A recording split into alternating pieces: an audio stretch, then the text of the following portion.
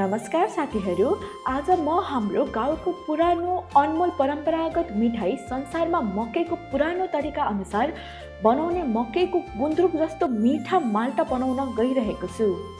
यो मिठाई मात्र होइन, तपाईको बाल्यकालका मिठा यादहरूलाई फेरि जीवित बनाउने एउटा सानो जादु हो।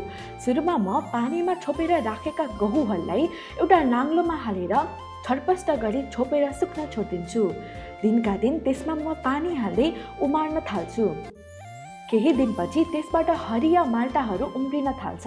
अब ती उम्रिएका माल्टाहरूलाई म नाङ्लोबाट निकाल्छु र त्यसपछि सेतो कपडाबाट पनि हटाउँछु। अब त्यसलाई पानीमा मजाले हातले सफा गर्छु। सफा गर्दै त्यसलाई अर्को नाङ्लोमा हाल्छु।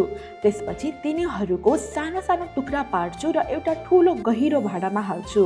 त्यसमा म पकाएको भातलाई हालिदिन्छु र हातले मिक्स गरेर थिचेर छोपेर राखिदिन्छु। अर्को दिन भाँडोदेखि माल्टा र चामलको मिक्सचरलाई सेतो कपडाले छोपेको अर्को भाँडामा हाल्छु।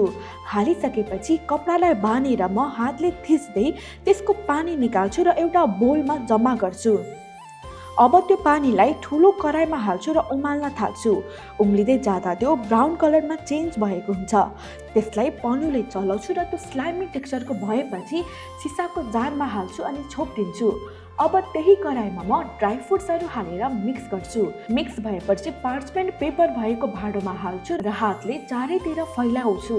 केही समयपछि त्यो जमिसक्छ र त्यसको सानो सानो पिस काट्छु। साथीहरू, यो मिठाई मात्र होइन, हाम्रो सांस्कृतिक परम्परा, गाउँको जीवनशैली र पुराना स्मृतिहरूको प्रतीक हो। फेरि भेटौँला अर्को यस्तै कथासँगै।